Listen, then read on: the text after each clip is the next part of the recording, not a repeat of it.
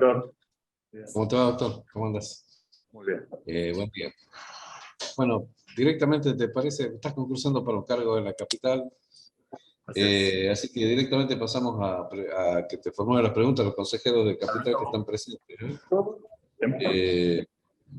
Estás concursando para un cargo de juez de ejecución penal en el Colegio de Jueces Penales. Sí, doctor. Te puede formular la pregunta el legislador Albarracín, que es consejero por el estamento político de la legislatura de la provincia de Tucumán. Está el doctor Cosio por los magistrados, y está el doctor Jorge Corrado Martínez por los abogados, y está también la doctora Marón por los abogados. Y eventualmente siempre te puede formular la pregunta alguien más. Así que, bueno, empezamos con la pregunta, ¿te parece? Perfecto. Muchachos. Gracias. ¿Qué tal? ¿Cómo le va, doctor? Muy bien. Dentro de la competencia material de los jueces de ejecución está el de conocer en la reeducación de los internos. Me gustaría conocer cuáles serían sus políticas en caso de acceder a la magistratura, sobre todo teniendo en cuenta la realidad actual del sistema carcelario y un gran flagelo como es la droga dentro de los institutos penales. La resocialización y la reeducación dentro de este marco de resocialización es el fin declarado por la ley, tanto específicamente dentro de la normativa interna como en general en el marco de convencionalidad. Y el modo en que se lo afronte marca la diferencia tanto respecto de el fin efectivo de la pena, como incluso en el destino de los recursos estatales que son dirigidos hacia particularmente la cárcel y los condenados. En este sentido, podemos ver la cárcel como un depósito donde alojamos a los sancionados, y allí el gasto estatal aparece como eso, como un gasto. O bien podemos efectivamente comprometernos en procurar que los condenados salgan mejor de allí adentro, lo cual impacta tanto en la individualidad como en el tejido social posteriormente. Y en ese sentido aparece ya como una inversión estatal y no como un mero gasto. Específicamente en materia de resocialización, de reeducación, tenemos dos grandes vertientes. Por un lado, la cuestión específicamente educativa.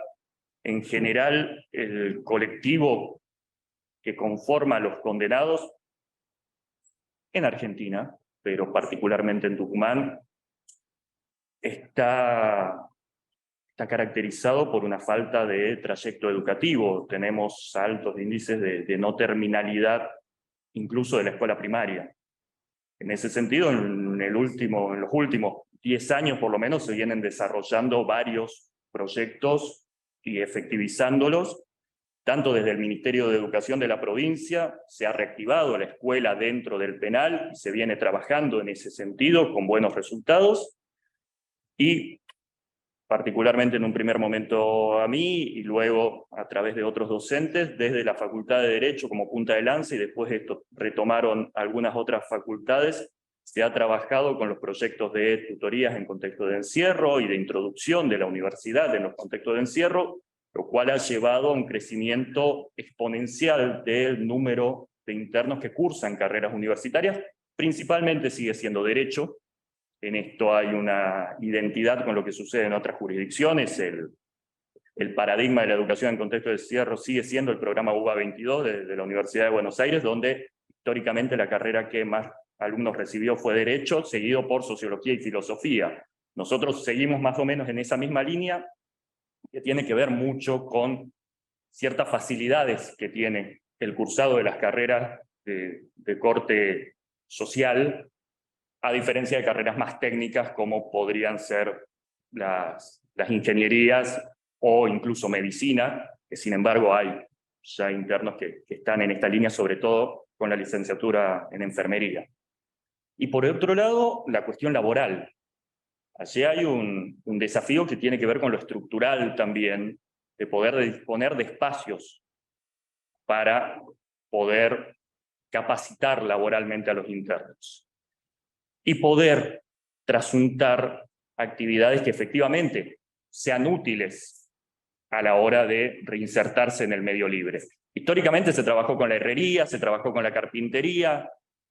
Hoy el desafío es pensar qué tipo de actividades laborales le podemos dar a un interno para que a la hora de volver al medio libre pueda desempeñarse. Y se me ocurre así muy rápidamente, por ejemplo, la instalación de aire acondicionado en una provincia donde hay calor prácticamente durante todo el año y el que más, el que menos termina recurriendo a esta actividad. Como decía, es un desafío estructural también, hay que tener los espacios para desarrollar los talleres. No voy a venir a descubrir nada diciendo que la coyuntura nos enfrenta a un momento donde las estructuras carcelarias están prácticamente colapsadas, pero también hay un trabajo desde el Ejecutivo en ese sentido, que ustedes lo conocen también, está en construcción el penal de Benjamín Paz, y esto, entiendo, va a venir a colaborar y va a permitir restablecer ciertos circuitos que directamente van a impactar en esto, en la posibilidad de capacitar a los condenados. En ese sentido, la posición del juez de ejecución es, más allá de la aplicación estricta de la ley, una posición que permite una articulación entre las distintas agencias del Estado, tanto desde lo estrictamente judicial, donde tenemos oficinas no jurisdiccionales que tienen íntima vinculación con la temática, como la Oficina de Derechos Humanos, como también las agencias del Ejecutivo. Actualmente, yo hace un año aproximadamente me vengo desempeñando como juez correccional conclusional subrogante. Y hemos tenido la posibilidad de hacer coincidir a través de este espacio, por ejemplo, al Observatorio de la Mujer, al Cuerpo de Abogados del Estado, a la Oficina de Atención a Víctimas de Delito de la Corte Suprema, todo en un trabajo mancomunado en pos de dotar de mejor calidad a las decisiones e incluso de un acompañamiento posterior. En nuestro caso particularmente orientado a las víctimas, pero en el caso de este cargo para el que estoy concursando, entiendo que tanto el marco legislativo como la estructura estatal cuenta con los elementos para dotar de mayor calidad y de mayor sustancia a todo este trayecto que implica el cumplimiento de la pena. Y la posición particular del juez de ejecución permite obrar como una especie de pivot que haga jugar a todas estas agencias de manera mancomunada. Gracias. No, por favor, usted. Porque el interno trabaje en talleres productivos, estudie, hace falta una ley, una decisión política, una mayor sintonía entre los distintos poderes del Estado. ¿Cuál es tu consideración al respecto?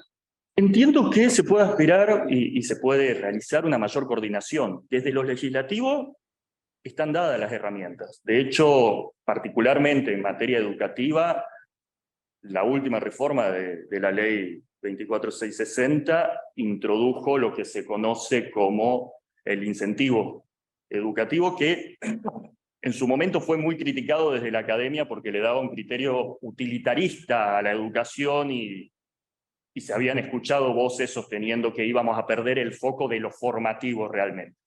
Sin embargo, hoy, a la vista de los resultados, si bien puede haber una primigenia intención del condenado de aprovechar el incentivo educativo para poder acceder más rápido a las distintas etapas, termina redundando en una continuidad y en la adquisición de herramientas reales, siempre tendiendo al medio libre. Tenemos ya egresadas de la carrera de Derecho, que todavía están dentro del ámbito de los contextos de encierro, pero que ya tienen su título en la mano. Y esto obviamente suma a la hora de pensar en una vuelta al medio libre. Sí, quizás nos sucede, y hablo como operador estatal, nos sucede que muchas veces no tenemos el mapa completo de las agencias que pueden llegar a coordinar en este espacio. Y ahí vuelvo a la pregunta del doctor Cosio. Creo que es una cuestión de saber a quién y qué preguntar, y a partir de ahí empezar a coordinar. Creo que las estructuras están, que el marco normativo está, simplemente hay que empezar a hacer rodar la rueda. Sí. Doctor. Buenas tardes, doctor. ¿Cómo te va? Doctor, el Consejo Asesor de Magistratura tiene previsto la participación ciudadana en el cual la sociedad puede ser escuchada y elevar algunas preguntas. Ante ello, se recibió a través de la Asociación Iberoamericana de Profesionales de la Comunicación una pregunta en la cual dice: ¿usted piensa que comunicarse con la sociedad es un deber intrínseco de la función de la magistratura? Considero que sí, considero que hay una función docente desde la magistratura, sobre todo en una materia tan sensible como la penal en general y particularmente en esta competencia de ejecución. Muchas veces entre nosotros podemos comprender muy bien de qué estamos hablando y cuál es el sentido de una sentencia y cuál es la justificación de una decisión jurisdiccional. El ciudadano que se levanta todos los días para ejercer otra profesión o ejercer otro oficio, no solo no está obligado a conocer cuáles son las cuestiones técnicas, sino que por el contrario creo que nosotros tenemos a la mano, y más hoy, ¿sí? con todas las herramientas de mediatización de las que disponemos, tenemos la obligación de poder explicar lo más llanamente posible cuál es el sentido de lo que estamos decidiendo.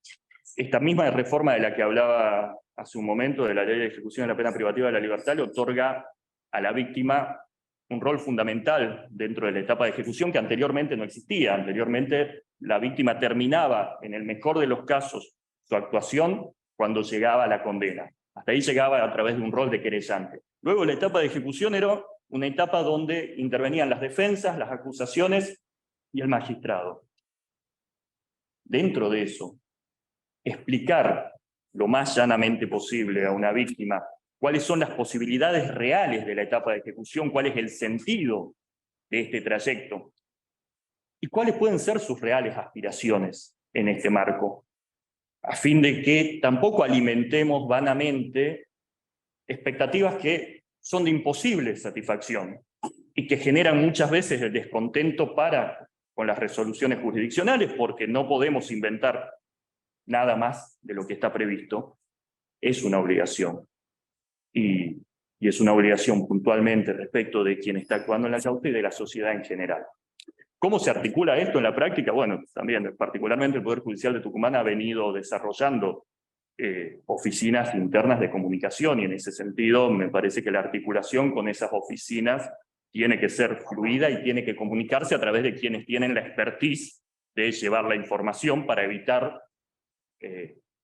lo máximo posible yerros comunicativos, reconociendo cuáles son las limitaciones técnicas de uno. Uno se forma para una cuestión técnico-jurídica, no para comunicar. Quienes sí están formados para eso, les podemos poner a disposición la información para que de algún modo la traduzcan, por decirlo rápidamente. Gracias. Una pregunta breve, muy cortita. No le pido una fundamentación, sino una opción. Sí. Respuesta. El proceso de ejecución penal o la ejecución penal para usted, ¿es una etapa dentro del proceso penal o es un proceso nuevo y diferente luego de que concluye el proceso con la sentencia? No, para mí es una etapa. ¿Es una etapa? Para mí es una etapa. ¿Puedo extenderme, doctor? Sí, si usted desea. Bien. La idea era saber eso nada más y algo breve, si es posible. La pena, y en particular la pena privativa de la libertad como vedette de nuestro sistema, es aquello hacia lo cual está dirigido todo nuestro sistema. Desde que iniciamos el proceso, lo que se procura es sancionar a quien presumimos autor de aquella conducta que hemos reputado como delito. Luego, el cumplimiento de esa pena y poder efectivizar los fines de esa pena, comprendo que debe ser entendido como una etapa, y una etapa que debe ser satisfecha a los fines de que todo este proceso, desde su inicio hasta que el condenado vuelva al medio libre, tenga algún tipo de sentido social, sobre todo. Si no, vuelvo a lo que decía al principio, si no estamos poniendo mercadería en un anaquel, y no mucho más que eso, y estamos controlando automáticamente ese stock. Para eso, más que la labor que están desarrollando ustedes, estaríamos licitando computadoras para que trabajen de manera automática. Hay toda una formulación de la doctrina especializada en ejecución penal que postula que se trata de un proceso específico dentro del gran sistema de enjuiciamiento penal. No una etapa del proceso penal que finaliza con la sentencia, sino un proceso nuevo en sí mismo, con una ley especial, con principios que aplican con carácter especial, con intervención de todos los actores con carácter, o sea, una especialidad dentro de lo que es. Por eso era mi pregunta, pero Sí, sí, es una sí. posición de la doctrina especializada, Alder Pelogui y algunos autores sostienen eso, y lo vinculan mucho luego al sistema adversarial también para eso, pero es una posición de doctrina, por eso mi pregunta, ¿cuál era su opinión básicamente? Bajo esos fundamentos, lo hallo muy similar a la etapa de ejecución al proceso especial de niños, niñas y adolescentes. También hay una especialidad, también hay un proceso particular y una actuación específica de los actores. De hecho, en la estructura de las 3 patas del Poder Judicial encontramos actores específicamente determinados para esto. Dentro del Colegio de Jueces tenemos jueces con esta especialidad, pero no por eso lo veo como un régimen ajeno y como algo distinto al proceso general. Doctor, con relación a los sistemas penitenciarios aquí en la región latinoamericana o, digamos, comparando en distintos lugares, ¿no? ¿Conoces alguno que te parezca por ahí digno de emular como para Sí, de la pena? como en la mayor parte de su gestión institucional, Uruguay es un faro en este sentido. Uruguay ha desarrollado las más visibles reformas en materia penitenciaria, han ensayado con mucho éxito soluciones que socialmente incluso hoy nos parecen un poco lejanas en nuestro ámbito local. Dentro del mayor centro de detención de Montevideo funciona un nodo industrial y comercial con un supermercado que atiende necesidades de los internos y vende hacia afuera, empleando solamente internos, con inversión privada y con gestión privada, mancomunada con el ámbito estatal. Una cárcel pueblo, donde los internos son libres de moverse hacia adentro, donde tienen todos los elementos propios de una población, sobre todo en aspectos comerciales. Algo de esto se ha replicado de manera más o menos rudimentaria en algunos penales de la provincia de Buenos Aires, sobre todo Batán viene teniendo algunas experiencias en este sentido. En este momento hay un restaurante funcionando dentro de Batán con acceso al público libre, pero en ese sentido sí, creo que Uruguay tiene, que tampoco, reitero, tampoco es una isla, la temática de Uruguay por ahí tiene una realidad institucional que es digna de ver en muchos aspectos, y esto es uno que tiene que ver mucho con este sentido de inversión en la resocialización, de lo cual hay todo un convencimiento en la sociedad uruguaya. Entonces, si mi dinero va hacia ahí, que sirva para, y a partir de ahí hay un desarrollo. Perfecto, doctor. Vemos si el presidente. Sí. ¿Alguien quiere formularle otra pregunta al doctor Puig? ¿Alguno de los consejeros? No. Bueno, muchas gracias, doctor. Muy amable. Gracias, doctor. Muchas gracias, permiso, buen día.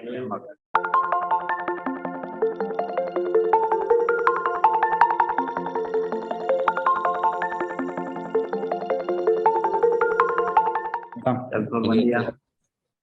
Hola, doctor. Pasamos directamente a la pregunta. Está concursando para un cargo en Capital Federal, iba a decir, en Capital. Este caso es para... Dame 2 segundos. Juez, ejecución penal del Centro Judicial Capital. El segundo de la etapa de entrevistas. Se van a formular las preguntas a los doctores Cosio, o el doctor Jorge Conrado Martínez, o el legislador Álvaro Sin, o cualquier otro consejero si necesita ampliar la requisitoria. Gracias. Pasamos a la etapa de preguntas. ¿Qué tal, doctor? ¿Cómo le va? Bueno, doctor, muy bien. ¿Sí? Doctor, dentro de la competencia de ejecución penal está el de conocer la reeducación de los internos. Sí. Nos gustaría conocer qué políticas tendría proyectada para cumplir con este objetivo, sobre todo teniendo en cuenta la realidad de nuestro sistema carcelario y los flagelos como podría ser la droga. Bueno, evidentemente, digamos, como usted dice, hay muchos flagelos en esta instancia ya del proceso penal, que es la etapa de la ejecución de la sentencia, en donde la progresividad que se tiene que dar a raíz de lo que es la ejecución de una pena, en este caso de prisión, es la de la reinserción social del individuo, en donde la educación, sin ningún lugar a dudas, reviste un carácter de mucha importancia, toda vez de que hay hasta un estímulo educativo en la propia Ley 24660, en donde puede llegar a abarcar hasta incluso reducciones en el tiempo o en el lapso temporal de la condena. Las políticas que se podrían llegar a adoptar en este caso serían justamente convenios con diferentes clases de instituciones o tratando de alguna manera de reencauzar la mirada que se tenga, socialmente hablando también, de lo que es una pena privativa de libertad. ¿Por qué le digo esto, doctor? Porque creo yo que lo primero que nosotros admitimos cuando vemos que una persona está condenada a prisión es que se está aplicando un castigo.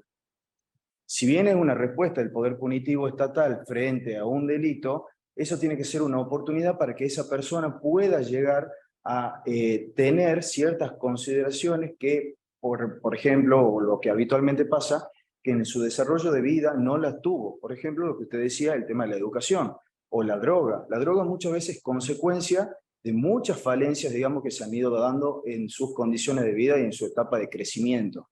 Esas condiciones tienen que ver, el Estado tiene que velar por ese cumplimiento. Y si en la etapa ya consecuente es de una persona que ha cometido un delito, la etapa de pena puede ser una gran oportunidad como para poder reencauzar justamente estas necesidades básicas que no habían sido cubiertas en su momento y que puedan servir ahora para recuperar a una persona y reinsertarlo en la sociedad con los valores y principios propios de la misma, ¿no?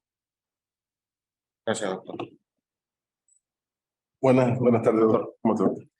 Doctor, este consejo tiene previsto la participación ciudadana en la etapa de la entrevista, en la cual la sociedad puede ser escuchada. Ante ello, a través de las plataformas, se hizo una pregunta a la Asociación Iberoamericana de Profesionales de la Comunicación Judicial, en el cual propone la siguiente pregunta. Dice, ¿usted piensa que comunicarse con la sociedad es un deber intrínseco de la función de la magistratura? Sí, sí, yo pienso, pero es vital. A mi entender, lo que es el carácter de la comunicación, de lo que es la tarea de la magistratura y de lo que es el Poder Judicial en sí, yo creo que es una tarea de suma importancia para que la sociedad en sí misma, digamos, empiece a saber bien cómo se trabaja dentro de los tribunales de la provincia. Yo creo que hay un gran desconocimiento, muchas veces producto de informaciones malintencionadas de los grandes medios de comunicación, en donde nunca explican realmente las diferentes pautas de trabajo que se tiene dentro de los tribunales. ¿Por qué digo esto, no? Porque muchas veces los jueces y juezas toman decisiones que son conforme a derecho y en las noticias, en los medios masivos de comunicación, no marcan la legislación o las pautas a seguir en una determinada controversia. Por ejemplo, la prisión preventiva. La prisión preventiva muy difícilmente ustedes vean en una noticia las cuestiones de riesgos procesales que tienen que aparecer en el caso en concreto para poder ser adoptada y no que sea un adelantamiento de pena que está claramente prohibido por ley e inclusive por los tratados internacionales. Los jueces y juezas no hacen las leyes, eso sabemos perfectamente. Entonces, en ese sentido, me parece que la Oficina de Comunicación de la Corte, de los Ministerios Públicos Fiscales y de la Defensa, deberían actuar de manera conjunta para tener una gran comunicación hacia la sociedad, y siempre lo voy a vincular esto como en los otros concursos que me ha tocado la entrevista, con el juicio por jurado. Y una vez, digamos, que la sociedad se siente también a presenciar, digamos, esta clase de procesos penales, van a saber bien, digamos, lo que es este trabajo. Y me ha pasado a mí en mi etapa también desde que estoy como secretario del año 2017, que mucha gente se ha acercado a los mostradores de las unidades judiciales donde yo trabajé y ha salido con una opinión totalmente distinta de cómo había entrado. Ellos creían que entrar a tribunales, más en lo que es el fuero penal, lo que eso implica, han salido, digamos, con otra cara de la justicia. O sea, de que hay un trabajo muy arduo que se está realizando y que muchas veces, obviamente, no llega a ser suficiente por la gran cantidad de casos que hay. Muchas gracias. Doctor, el trabajo, la capacitación en oficio, la educación dentro del régimen penitenciario es fundamental para lograr la resocialización o reinserción después de aquella persona privada de la libertad. ¿Considera que se está fallando desde el aspecto legislativo, desde la decisión política o de la sintonía entre los distintos poderes para lograr ese objetivo dentro del sistema penitenciario? Bien. Yo creo, doctor, con el más absoluto de los respetos, obviamente, por los tres poderes del Estado, creo que hay fallas puntuales en diferentes aspectos de lo que usted acaba de mencionar. Pero, ¿en qué sentido? Hay una política criminal que tiene que responder a los fines constitucionales, sí o sí. Las comunicaciones que tienen ustedes como legisladores, inclusive a nivel nacional, tienen que velar por los postulados constitucionales, que es la reinserción del sujeto. En la primera pregunta yo decía algo que me parece que es el eje central de todo esto, de la respuesta que estoy tratando de dar. Cuando se aplica una pena, la sociedad cree que se está aplicando un castigo. O sea, o que esa persona tiene que ser castigada, que esa persona tiene que sufrir, que esa persona tiene que estar tirada en el piso de una cárcel, que esté hacinada o con diferentes condiciones infrahumanas. Y eso lamentablemente no puede ser así. O sea, no puede ser así en el sentido de que la sociedad lo piense así. Eso es lo lamentable. Entonces, la gran comunicación desde parte del Ejecutivo, del Legislativo y sobre todo del Poder Judicial tiene que invitar a la sociedad a pensar de otra manera, a pensar de que esas personas tienen que darle trabajo, o por ejemplo, hay una de las grandes controversias de que las personas que trabajan dentro de la cárcel le pagan. En el artículo 120 de la 24660 dice perfectamente cuál va a ser la división de los gastos, digamos, y eso tiene que ver básicamente con algo que es primordial en la etapa de ejecución de sentencia, que es una persona tiene el carácter de su dignidad, que no lo pierde nunca, y donde no pierde inclusive los derechos que no han sido alcanzados por una sentencia de condena. Entonces, si a partir de eso, nosotros tenemos que ver que la persona jurídica ficticia del Estado, donde nosotros cedemos parte de nuestra libertad para la creación del Estado, con sus tres poderes, nos tiene que proporcionar diferentes servicios, entre los cuales, como le decía el doctor Cosio, educación, trabajo, salida. Y cuando hay estos flagelos como la droga, la delincuencia, el Estado tiene que estar ahí ya en esta etapa, en una ejecución de condena, ya estamos en la consecuencia.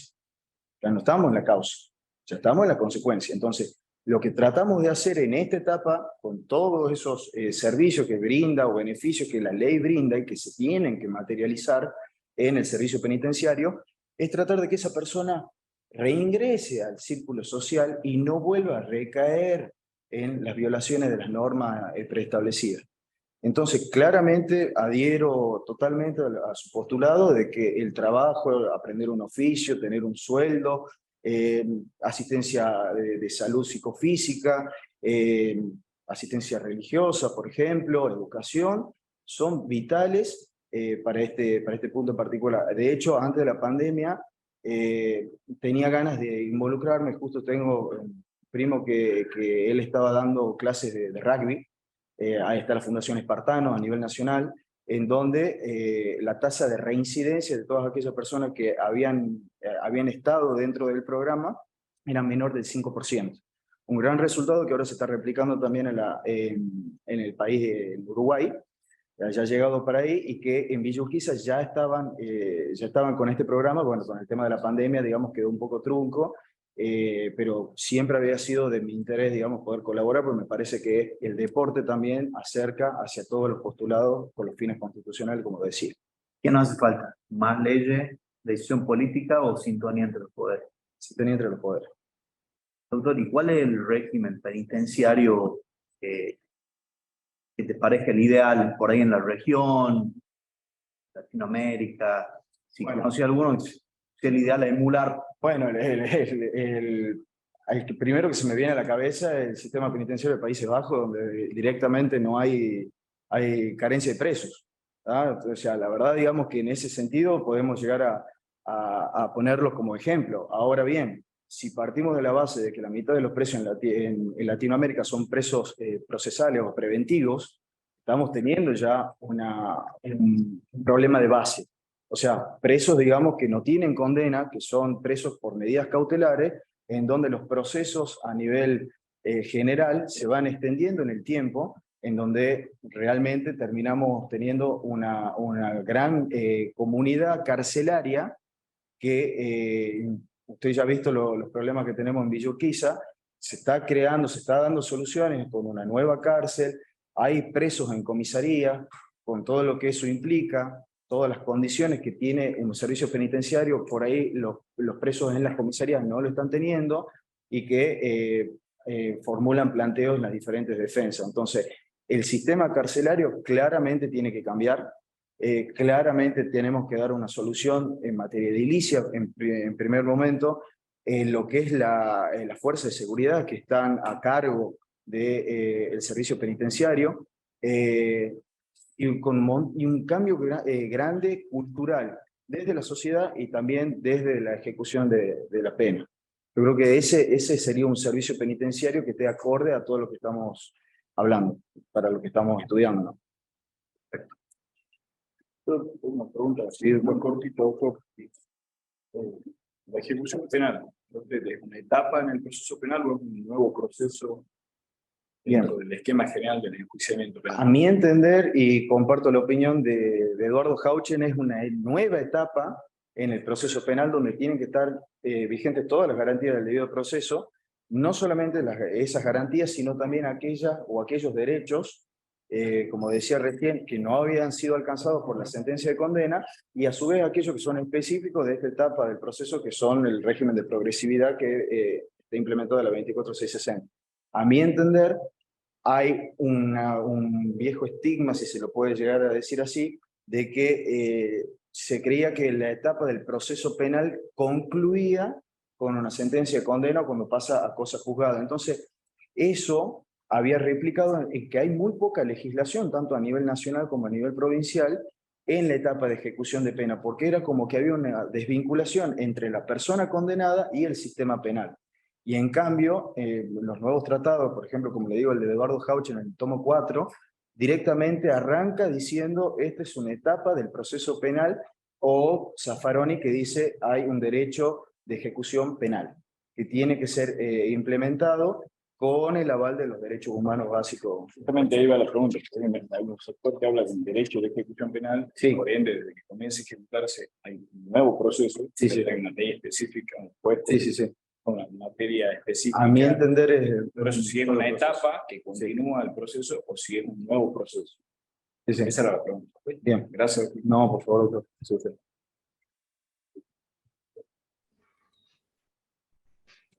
Presidencia.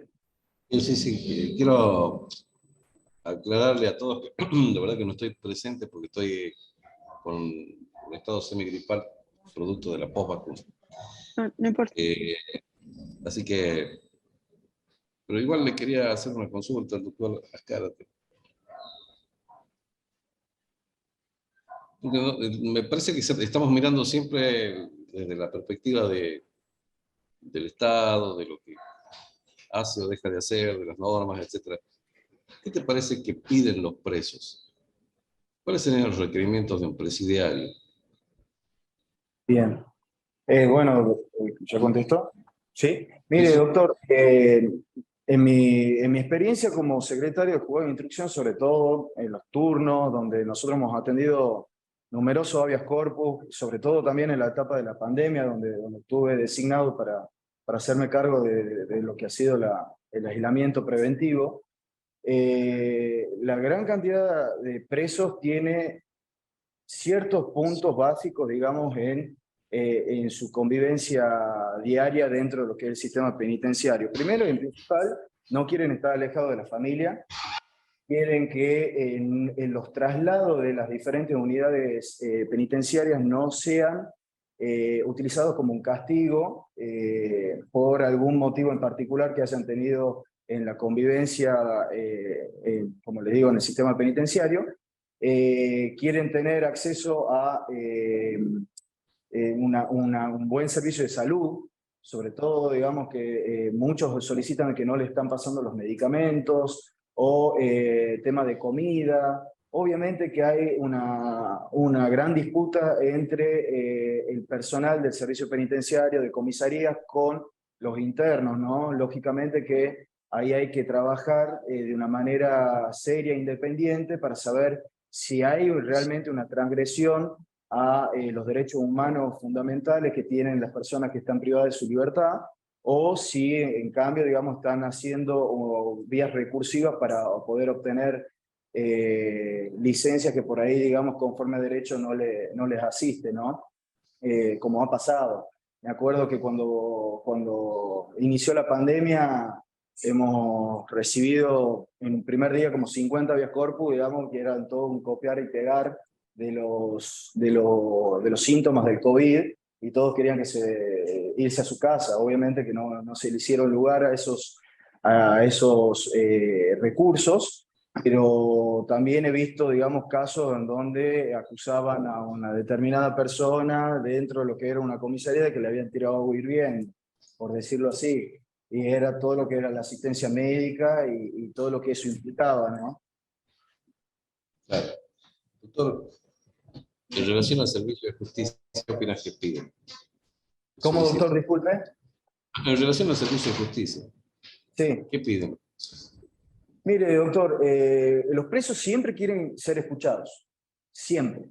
O sea, a tal punto de que está siempre la amenaza constante de lo que es el tema de presos que llegan con la boca cocida, o cosas por el estilo, o con esa amenaza para que sean escuchados. Yo creo que un magistrado tiene que tener la puerta abierta siempre a todas las solicitudes de escuchar a la persona, digamos, que está privada de su libertad, ya sea de manera preventiva o de manera con una sentencia de condena en su contra.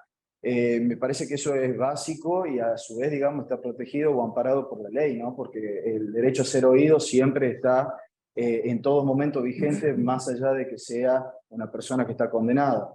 Yo creo que esa es la principal exigencia que tiene una persona con respecto al servicio de justicia. Ser escuchado, que ser atendido y tener la posibilidad de contar su verdad, ¿no?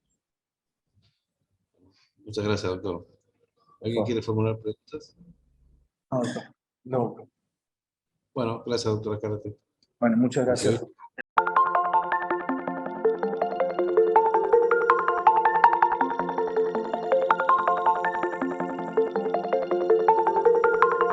Buenos días, doctora. Sí, buenos días. Perdón. Sí. Buenos días, doctora. ¿Cómo le va? Buenas noches. Usted está tramitando este concurso para acceder al cargo de juez de ejecución penal en el Centro Judicial de la capital. Sí. Conforme venimos organizando esta jornada, le van a formular las preguntas a los consejeros de capital. En primer término, si algún consejero quiere ampliar las preguntas, lo puede hacer, digamos, ¿no? El cuestionario. Así que empezamos directamente, ¿eh? ¿Qué tal? ¿Cómo le va, doctora? ¿Su primera entrevista? Sí, es la primera. Nos gustaría que se presente un poco, así la conocemos más de una fase Claro. personal y profesional. Mi nombre es Escobar Ana Cecilia. Yo trabajo en la Defensoría Oficial Penal de acá de Capital. Estoy en el sistema conjuncional de causas. Entré a trabajar en la defensa en el 2016 por concurso. Y bueno, a lo largo antes he sido mediadora judicial y mucho antes estuve en el consultorio gratuito del Colegio de Abogados y bueno, hice varios posgrados. Primero hice la especialización en Derecho Tributario, después, bueno, los cursos de mediación y después, cuando ya ingresé en tribunales, pude hacer la maestría en Derecho Penal. También la especialización en derechos humanos, que en virtud del convenio que tenía la Corte con la Universidad de Bologna. Bueno, después de, ¿Qué la motiva a concursar para el cargo de juez de ejecución penal? me parece que es un servicio social muy importante, busca resguardar los derechos de los internos, los derechos fundamentales que ellos tienen, y bueno, se requiere del juez compromiso, dedicación, porque están, como dije, en juego los derechos de los internos e internas. Y bueno, yo me he estado preparando y capacitando, me he anotado en otros concursos también, también para la defensa, para la fiscalía, pero entiendo, digamos, que el rol del juez, digamos, es un rol muy importante, se requiere muchas aptitudes. Yo hace poco entré también a la escuela judicial, y bueno, recibimos capacitación también para que un juez sea, digamos, tenga una conducta ética, y bueno, y otras, digamos, capacitaciones. El juez de ejecución penal tiene una competencia que es conocer en la reeducación de los internos. Nos gustaría conocer qué políticas proyectaría usted en caso de acceder a la magistratura para cumplir con este objetivo, teniendo en consideración el estado actual carcelario provincial, los flagelos que se padecen en el mismo, entre eso como la droga, por ejemplo. Bueno, antes de ingresar al sistema conclusional, era secretaria de una defensoría.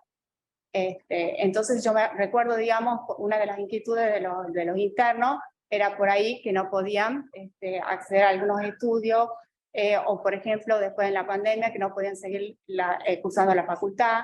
Entonces sería, digamos, que en realidad sí existen programas, efectivamente se cumplan. Y otros programas, digamos, sé que también se recibe de abogados algunos internas e internos. Entonces, la reeducación, digamos, es importante para los efectos de la resocialización de los internos. Y eso va a permitir su readaptación al medio libre y también que puedan después trabajar en el medio libre en igual condiciones que los demás y poder mantenerse ellos, digamos, y su familia. Entonces, la educación es fundamental. Entonces, en los programas puede ser convenio con distintas facultades que bueno, no conozco, pero debe haber, digamos, con facultades, con sistemas para perfeccionamiento de algún oficio, que también tienen adentro del penal, aprenden carpintería y varias otras cosas, pero a lo mejor estudiando, digamos, las aptitudes de los internos que estén, digamos, en ese momento, a lo mejor no puede haber alguna necesidad que no esté cubierta. Porque también, digamos, el tratamiento busca saber cuáles son las necesidades e inquietudes que ellos tienen, y en base de eso también va a surgir si hay alguna capacitación que estén buscando algún interno que no está ofrecida dentro de las que existen. Y después el tema laboral, eso también fue un tema de que a veces no conseguían trabajo, y venían, digamos, contestados del penal de que no había cupo. Y eso no puede ser, porque es necesario el trabajo, los efectos también de que vayan avanzando en el programa individual que se les ha fijado para resocializarse. Muchas gracias, doctor. Doctora, sí. ¿Qué sistema penitenciario te parece el ideal, que sería digno de emular para nosotros, desde otros países o de la región? ¿Tener conocimiento de alguno que te haya por ahí llamado la atención? Justo he estado viendo, pero del sistema de Latinoamérica, que tiene sus, digamos, dificultades. Supongo que en Europa están más avanzados, puedan tener algún sistema más eficiente, digamos, para lograr la adaptación y resocialización de ellos. También porque tiene mayores recursos. Sí. Tiene que ver también con eso, digamos, de contar con todos profesionales de distintas áreas. ¿Y aquí en la región sudamericana qué has visto? que me decía, digamos, Sí. que hay dificultades. Claro, de las dificultades así que había en Latinoamérica. No podría decir, digamos, entiendo que en Buenos Aires estaríamos mejor que acá, digamos, pero Bien, en otra provincia, bien, perfecto. pero igual se puede progresar, digamos, se puede avanzar. Desde mi experiencia en la pandemia también, que he estado como secretaria, bueno, también era como le digo, que no había trabajo, no había nada, no tenían régimen de visita, nada, todas las salidas se habían suspendido, justo me tocó esa época también. Gracias, doctora. Buenas tardes, doctora. Bueno, sí. Doctora, el Consejo, este Consejo Asesor de Magistratura tiene previsto de manera reglamentaria la participación ciudadana, en el cual la sociedad puede ser escuchada y hacer preguntas. En este caso hemos recibido una pregunta de la Asociación Iberoamericana de Profesionales de la Comunicación Judicial y efectúa la siguiente pregunta. ¿Usted piensa que comunicarse con la sociedad es un deber intrínseco de la función de la magistratura? Sí, lo vemos en la escuela judicial, lo estudiamos en comunicación, y cuál es, digamos, el sistema más adecuado para que llegue, digamos, la información en forma correcta a la población, digamos. Y explicar de entrada antes que, digamos, surjan, digamos, rumores o comentarios o sistemas o cuestiones, digamos, que no son ciertas. Entonces, en la comunicación judicial, de entrada, digamos, digamos, es como que cubre las expectativas de la sociedad, en el sentido que está siendo informada. Entonces, sí es importante, lo estudiamos bastante ahí en la escuela judicial. Muchas gracias. Luis. Doctora, ¿cómo le va? Una pregunta muy cortita.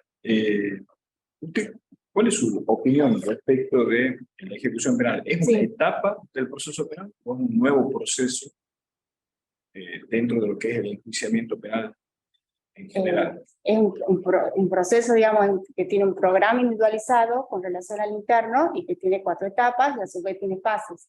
Y bueno, la idea es de que el interno vaya pasando por todas esas etapas y fases a los efectos de cumpliendo la pena o si le toca el momento del egreso, ya resocializado, readaptado a través de todo este tratamiento, digamos, que desde el primer momento se fija y que va, digamos, pasando a las distintas etapas. Son 4 y después tienen fases, digamos, cada etapa. Entonces,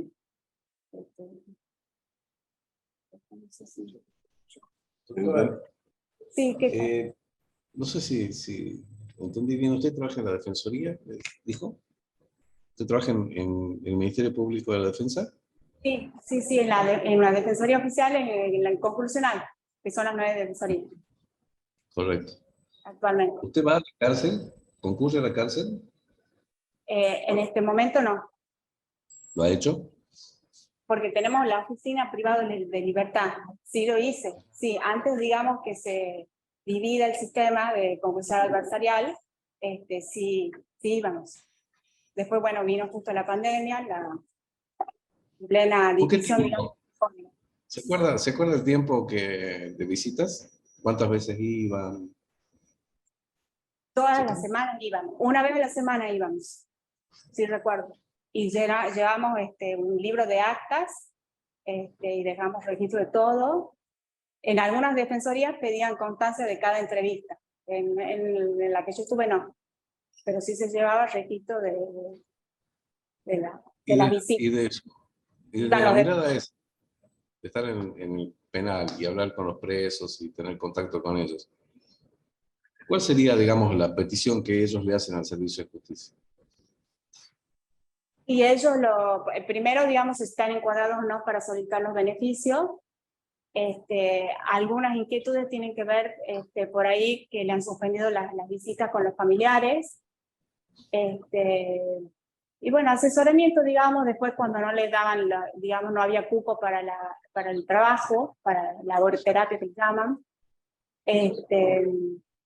Más que todo eso. También, bueno, veíamos ahí en el penal los procesados también. Así que, claro.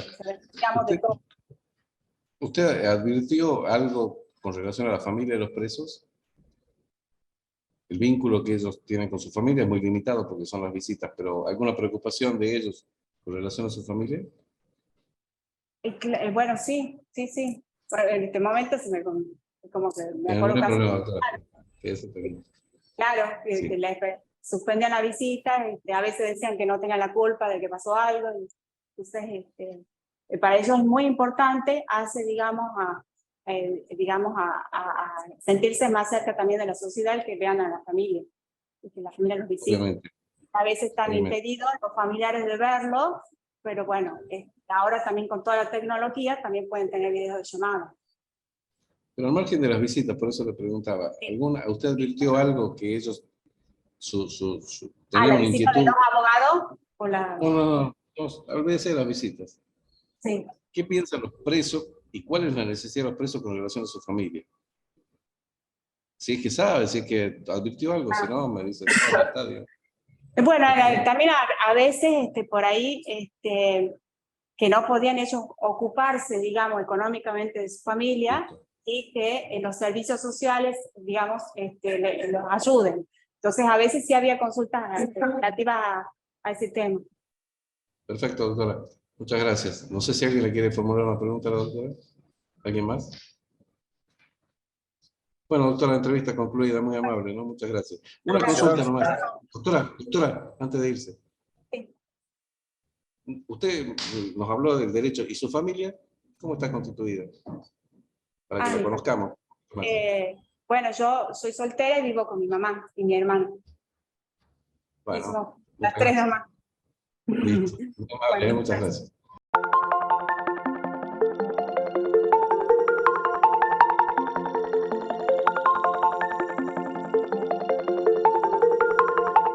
Es el presidente vía virtual. Hola, Matías, ¿cómo te va? ¿Cómo estás? Bien, todo bien. Mira, estás concursando para un cargo de juez de ejecución penal en Capital. Están los consejeros de Capital, que son los que te van a formular las preguntas. Después, si eventualmente alguno quiere ampliar las requisitorias, lo puede hacer. Requisitoria es un término que no debería emplear acá, las preguntas, digamos. Está el doctor Cosio, está el doctor Conrado por los abogados, está el legislador Albarracín por el ámbito de la política. Y bueno, eventualmente, digamos, yo te puedo llegar a formular alguna pregunta también.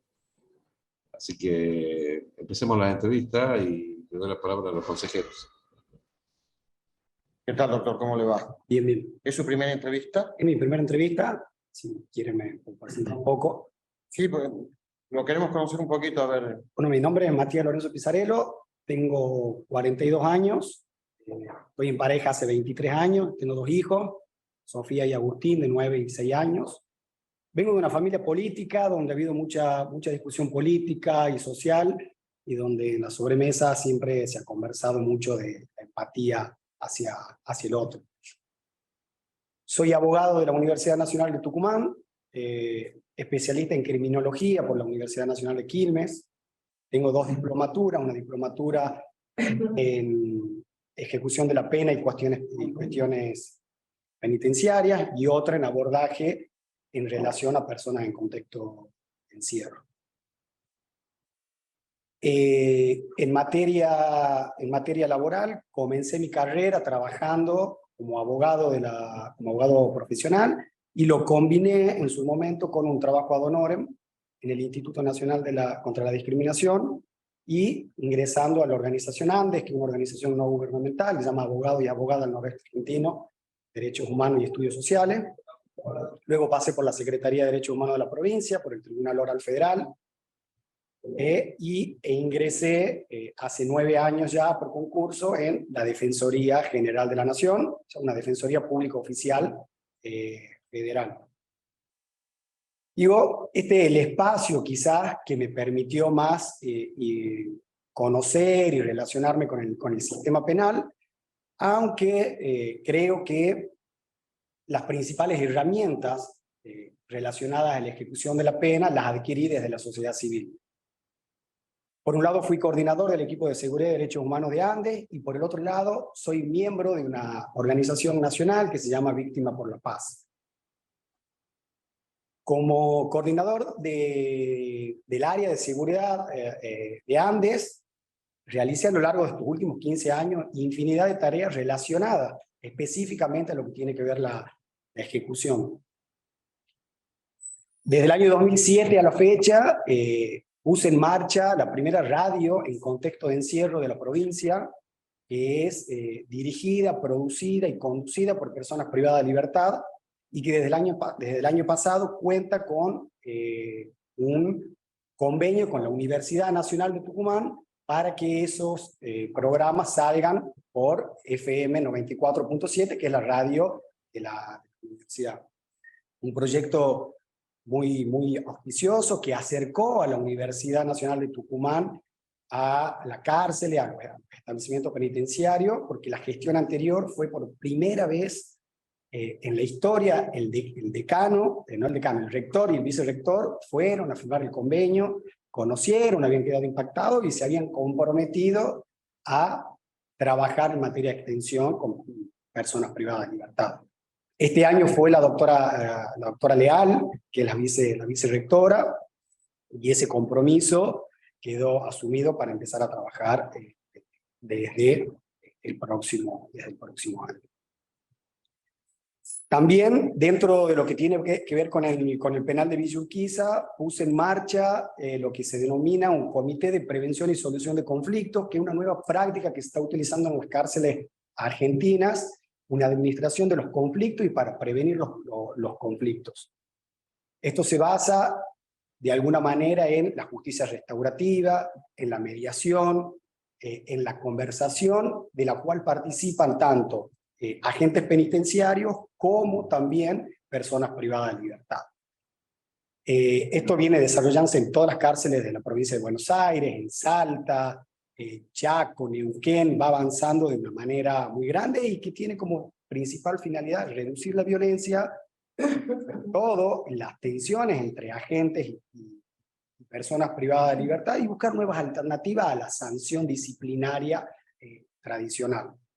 En la actualidad funciona en la unidad número 1, esto ha sido trabajado con las juezas de ejecución de la provincia, con la doctora Giacono, principalmente con la doctora Merced, para formular un reglamento, ¿sí?, que lo haga posible. La doctora Merced ha hecho recomendaciones, cambió la legislación interna en cuanto a las sanciones disciplinarias, y hoy encuentra funcionándose principalmente en la unidad 1, que es la unidad de penados, pero le falta como mucho todavía para seguir trabajando. Una experiencia realmente novedosa y que viene funcionando y ha nacido en la cárcel de Batán, en la provincia de Buenos Aires. He trabajado mucho en lo que tiene que ver con capacitaciones a agentes penitenciarios.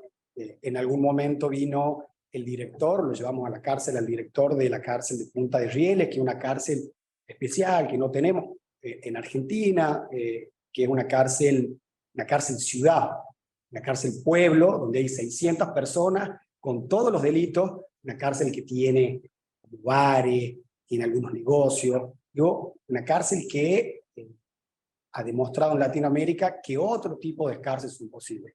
Quizá hoy no está eso aquí en Tucumán todavía, pero ha demostrado que hay otros modelos en Latinoamérica que se pueden experimentar. Se conversó con todas las personas, todos los funcionarios penitenciarios, se contó la experiencia. Después vino el director nacional del liberado también de Uruguay para contar programas de pre-egreso y post-egreso. Hicimos capacitaciones de salud mental para agentes penitenciarios. Trabajamos en justicia restaurativa en articulación con el Ministerio Público Fiscal y con el Poder Judicial. El doctor Moy, que trabajó también en esas capacitaciones. Yo entiendo que trabajar en ejecución de la pena tiene tres patas. Una pata tiene que ver con las personas privadas de libertad, tiene que tener sin duda la del servicio penitenciario y tiene que ver también la víctima. Además de haber hecho estas capacitaciones, de haber trabajado todas estas cuestiones, he hecho investigaciones como investigador de la Facultad de Derecho, en el cual siempre el delito ha sido la base de estudio, victimización, relación con la economía. He participado en un proyecto de OCAT, que es el Fondo de Naciones Unidas, tiene previsto en el marco de la Convención Internacional contra la Tortura, y he coordinado un manual de derechos de las personas privadas de libertad, y por otro lado, he coordinado un trabajo de investigación relacionado a los patrones que facilitan la tortura en el penal de Villa Urquiza. Digo, como les decía, digo, esto de la investigación también viene aparejado de la necesidad de construir insumos para poder elaborar las políticas públicas. Desde que comencé en Andes, en el año 2004-2005, formé parte de una red nacional de organizaciones de la sociedad civil que buscaba la creación de una legislación que surge de la Convención Internacional de Prevención de la Tortura y que tiene que ver con crear instituciones relacionadas a la prevención de la tortura. Digo, de ahí surge el Comité Nacional de Prevención de la Tortura. Yo he trabajado mucho para que la sociedad civil tenga representación, para que el Poder Judicial, para que todas las instituciones estatales lo conformen. Se conformó, empezó a funcionar en el 2017, y en forma paralela esa reglamentación prevé no solamente un Comité Nacional de Prevención a la Tortura, sino también prevé que cada una de las provincias tengan comité locales. Bueno, Tucumán sancionó una ley en 2012, una ley que se viene luchando desde hace muchos años para que el comité local se ponga en marcha.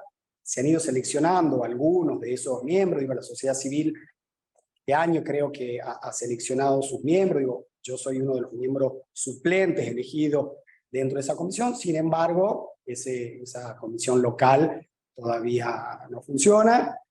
Me parece que es una comisión bastante interesante, que debería ser una comisión autárquica, que lo que le va a brindar al Estado en general es un organismo que cree, que investigue y que le dé las herramientas al Poder Judicial y al Poder Ejecutivo para ir mejorando e ir entendiendo las problemáticas que hay en esto que hoy tenemos, una crisis carcelaria. Bueno, y finalmente, yo le hablaba de esas tres patas, que una tenía que ver con las personas privadas de libertad, también con la capacitación o el entendimiento y la articulación con el servicio penitenciario.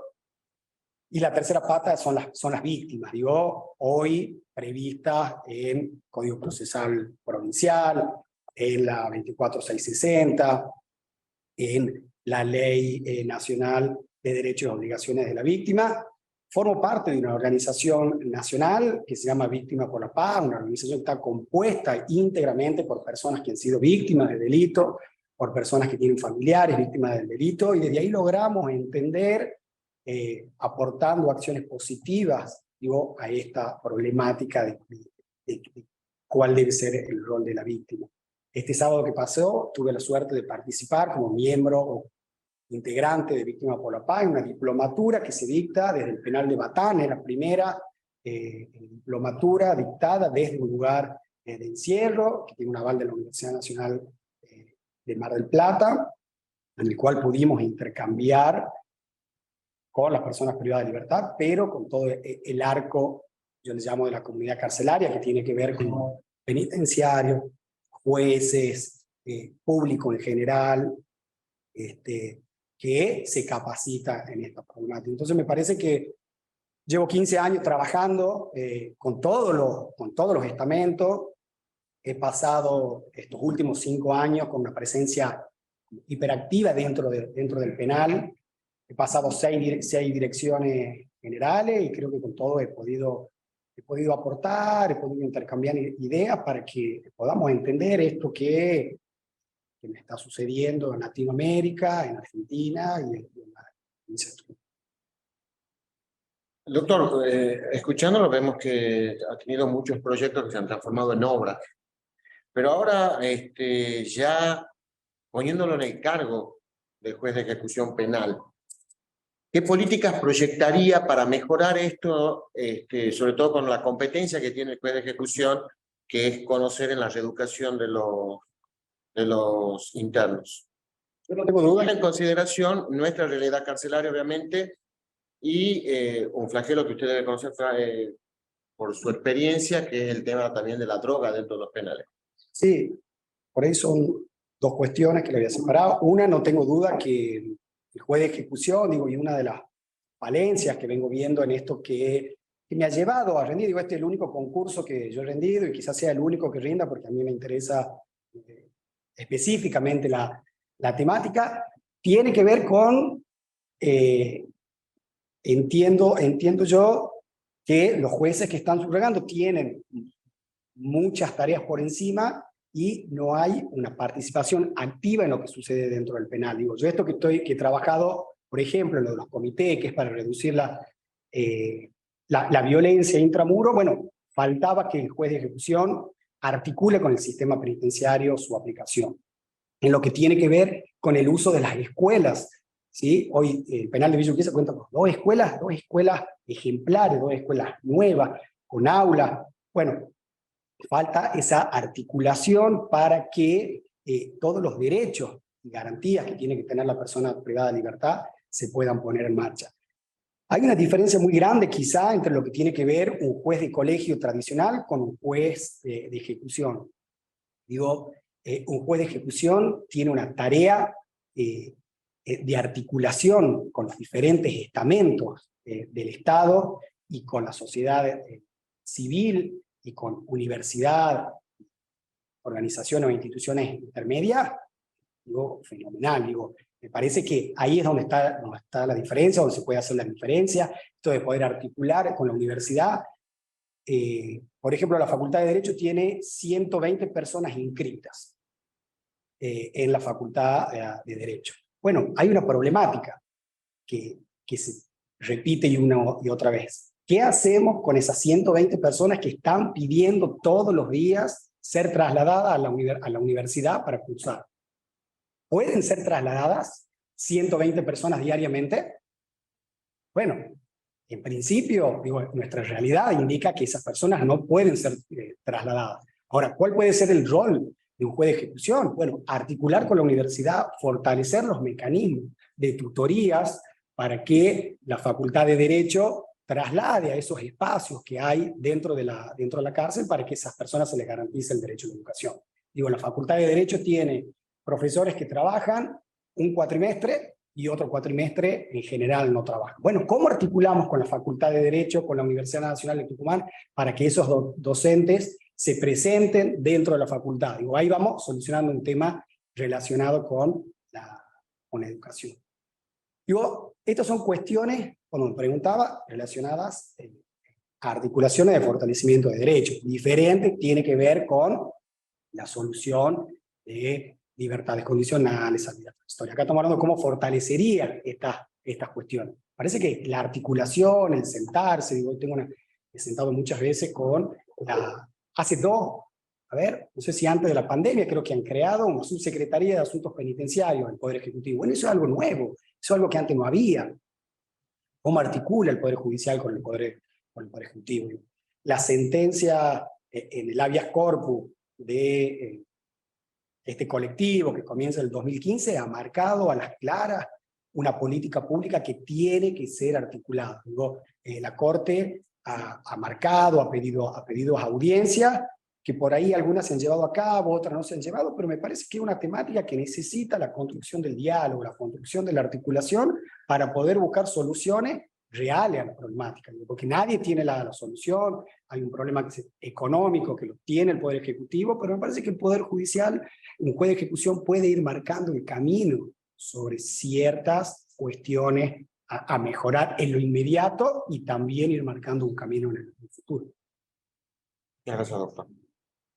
Doctor, el trabajo en los talleres productivos, la educación, la capacitación, vos estabas contando la experiencia de la facultad, son fundamentales para la resocialización, reinserción. ¿Considera que hacen falta leyes, decisiones políticas o afinar la sintonía entre los organismos de los tres poderes? Mi experiencia me dice que falta gestión.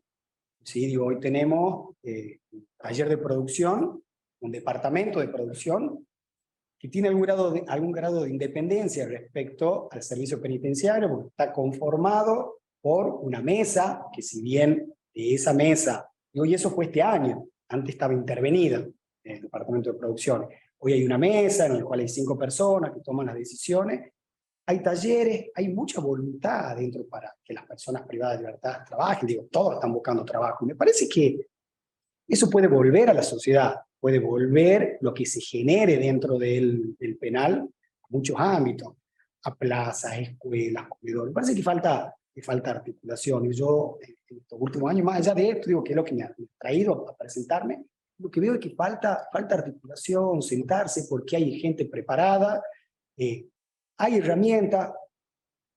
No voy a mentir, digo, el servicio penitenciario ha sido un lugar muchas veces abandonado por el Estado en cuanto a los recursos económicos.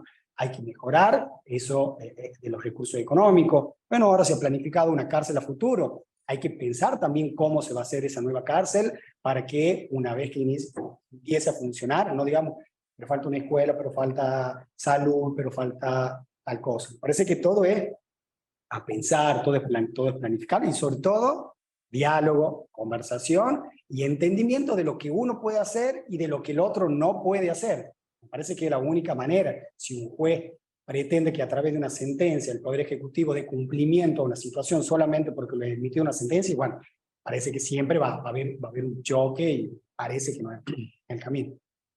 Doctor, y mostró un acabado conocimiento de los sistemas penitenciarios de distintos lugares de la región.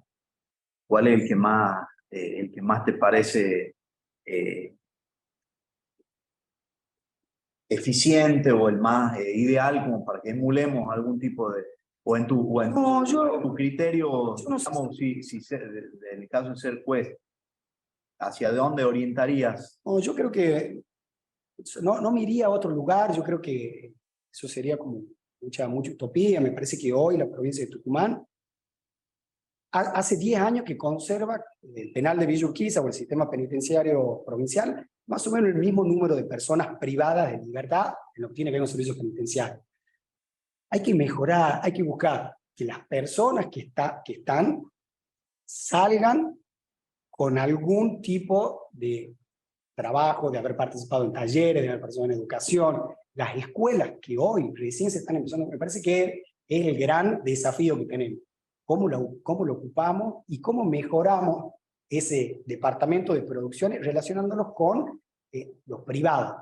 Digo, hay alguna experiencia en Tucumán, solamente se le hizo un tiempito muy chico al programa de rugby que habían empezado a hacer algunos de los que salían de ese plantel de rugby.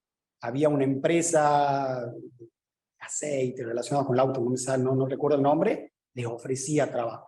¿Cómo hacemos para que el privado vaya incorporando también a quien sale? Porque lamentablemente hoy el que sale de la cárcel tiene dónde trabajar.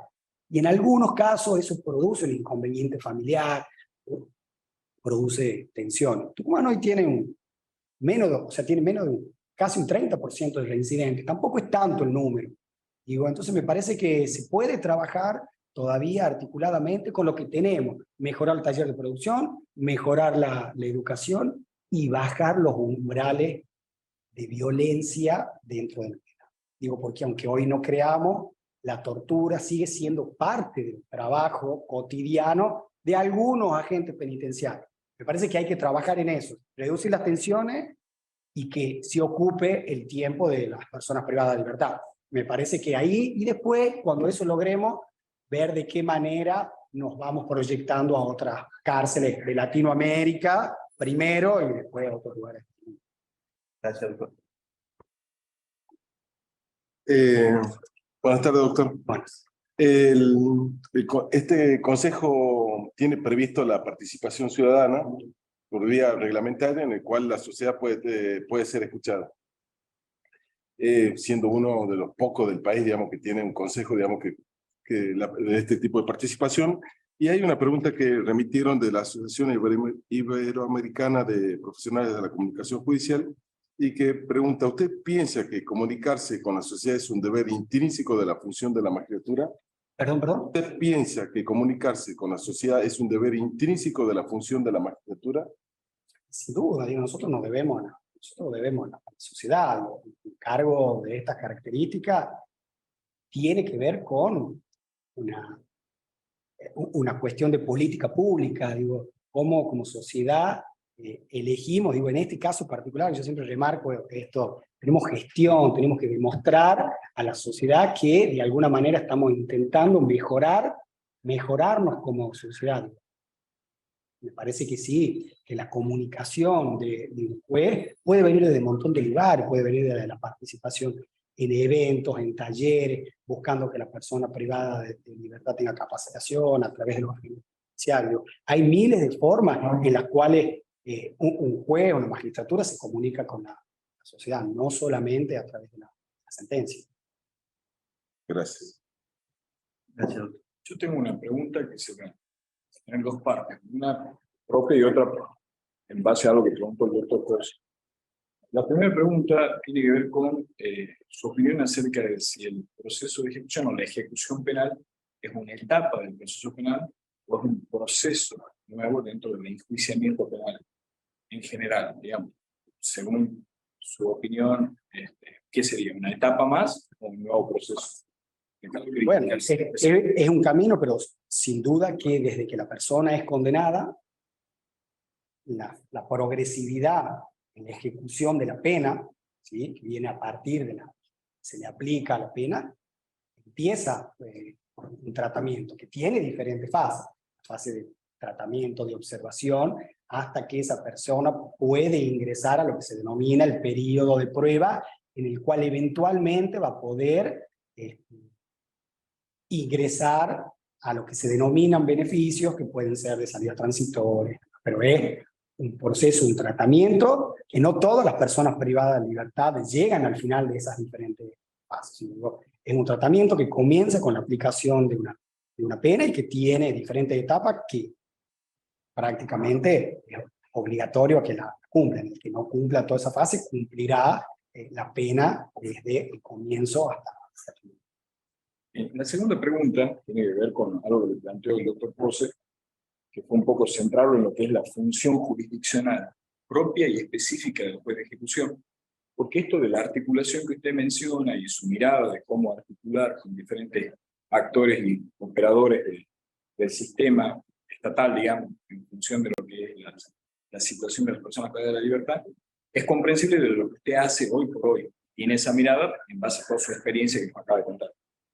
Pero hay un límite marcado a la función jurisdiccional en el artículo 5 de la ley 91/19, que le dice a los jueces penales, y quedan incluidos los jueces de ejecución, que no pueden conocer solicitudes, trámites o procedimientos que impliquen la resolución de un conflicto que no sea de naturaleza penal. Y esto de la articulación necesariamente nos lleva a involucrarnos en cuestiones que no tienen que ver con la solución de conflictos, trámites o solicitudes de naturaleza penal específicamente. ¿Cómo haría jugar esta intervención o esta proactividad del juez de ejecución, articulando, digamos, en actividades que no son propias de la función, y yéndose por fuera de este límite que establece la propia ley en cuanto a la función del juez? Pero la ley también prevé, en la ley orgánica, en el artículo 65, la función y competencia del juez de ejecución en el punto 10, justamente esto. El juez de ejecución tiene que trabajar en articulación con la sociedad civil, lo prevé la ley específicamente, provee también que trabaje con las familias de las personas privadas de libertad en cuanto a la reeducación, trabajar en todas las cuestiones pertinentes. Digo, es pero ¿cómo lo haría compatible a las dos cuestiones, digamos, al límite y a la obligación? El límite y la obligación. No, bueno, me parece que esa articulación siempre son sugerencias. Lo que yo no tengo duda que quien ejecuta el tratamiento penitenciario es el servicio penitenciario. Entonces el juez es el que va marcando el camino. Digo, el juez, después uno verá. esa articulación. Uno va marcando el camino, uno puede sacar en algunos casos una sentencia, en algún caso puede tener una reunión específica en alguna situación, pero sí tengo claro que el trabajo del juez tiene un límite y después el que lo ejecuta a ese tratamiento es sin duda el servicio penitenciario. Me parece que no hay duda.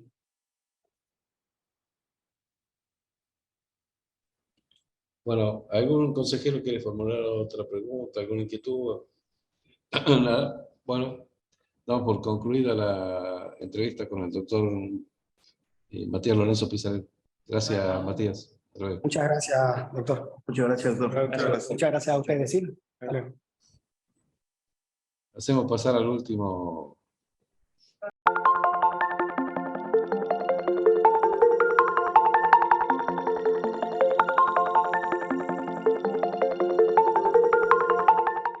Perfecto. Bueno, está concursando por el cargo de juez de ejecución penal del Centro Judicial de Capital. Le van a formular la pregunta a los consejeros de Capital y el legislador Albarracín. Eventualmente, si algún consejero quiere también hacerle otras preguntas, por supuesto lo puede hacer. Así que le demos curso a la entrevista. Gracias, doctor. Gracias. ¿Qué tal? Buenas tardes, doctor. ¿Cómo le va? ¿Cómo le va, doctor? ¿Cómo está usted? Doctor, dentro de las competencias del juez de ejecución está el de conocer en la reeducación de los internos. Me gustaría conocer cuáles serían las políticas que usted proyecta para cumplir con esta competencia. En lo que respecta a la reeducación de los internos, yo creo que habría que apuntar mucho más a lo que, a mi modo de ver, se trataría. Más educación y más trabajos en lo que respecta a oficio. En cierta forma, sabemos que el sistema carcelario argentino está con una crisis, no es nada nuevo, pero sí creo que se puede hacer. En estos momentos, por ejemplo, yo celebro muchísimo que están ya se presentaron en Yerba Buena con una banda musical, o sea, creo que le dan alguna alternativa a la persona que está privada de su libertad de tener otra actividad, ¿no? Y esto yo lo celebro muchísimo, lo Urqueniño se llama, no recuerdo bien el nombre, con una banda musical y creo que muy acertada la medida. Creo que muy acertada la medida. Gracias, doctor. Doctor, el trabajo en los talleres, la capacitación en oficio, la educación es fundamental para la reinserción. La reinserción es fundamental. ¿Hace falta, para eso hacerlo eficiente, hace falta leyes de decisión política o afinar la sintonía entre los organismos de los tres poderes? Yo creía que afinar la sintonía de los tres poderes. Yo creo porque la reinserción está en la 24660. La reinserción está. Si no, afinar la reinserción de los tres poderes. No está muy lejos. Simplemente tendríamos que, como usted dice, afinar la reinserción. ¿Algún sistema penitenciario de la región o de algún lugar del mundo que a usted le produzca admiración y le parezca el ideal? De la región no conozco ninguno, la verdad que no conozco ninguno.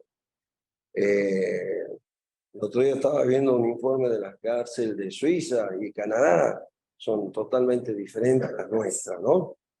Pero de la región no conozco ninguno. Inclusive salió un fallo que la Corte Interamericana de Derechos Humanos sanciona, en el caso López, con la Argentina, porque hasta nosotros estamos sacando los presos de su lugar de origen y llevando a otras cárceles, lo cual no hace la reinserción cuando no se tiene al grupo familiar.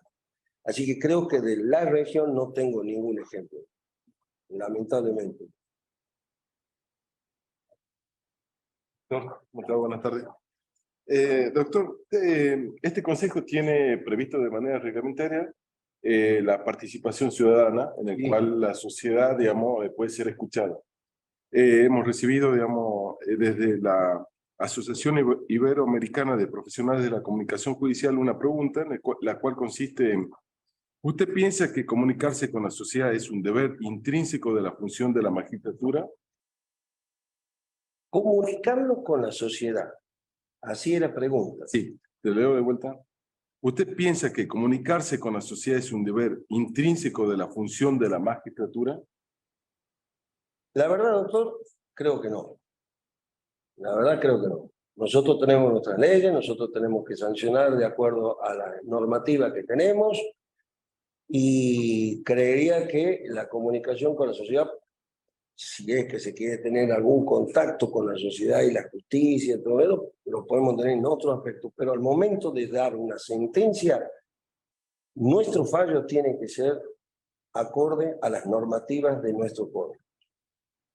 Si las normas tienen que ser mejoradas, cambiadas, es otra, pero nosotros creo que no podemos...